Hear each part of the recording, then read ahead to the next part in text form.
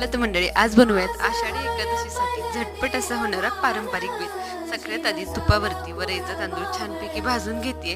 त्याचबरोबर एका बाजूला पाणी गरम करून त्यामध्ये शेंगदाणे ओबडधोबड कुटून घालायचे, मीठ घालायचं. छानपैकी उकळी आली की हा भाजलेला तांदूळ घालायचा.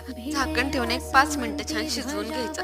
अतिशय मोकळा सुटसुटीत हा वरईचा तांदूळ शिजतो आणि अतिशय मऊलुसलुशीत हा भात तयार होतो.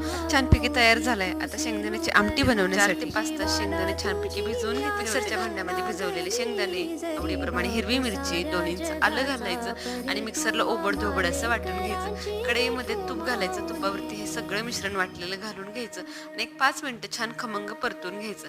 आता उकडलेला बटाटा हाताने कुस्करून घालायचा. तोही छान यामध्ये मिक्स करून घ्यायचा. गरजेप्रमाणे पाणी घालायचं. जास्त पातळ न करता थोडीशी दाटसर ठेवायची, म्हणजे भाताबरोबर खायला खूप छान लागते. अतिशय चविष्ट आणि खमंग अशी शेंगदाण्याची आमटी तयार आहे. मऊ लुसलुशीत भातही तयार आहे. एकदम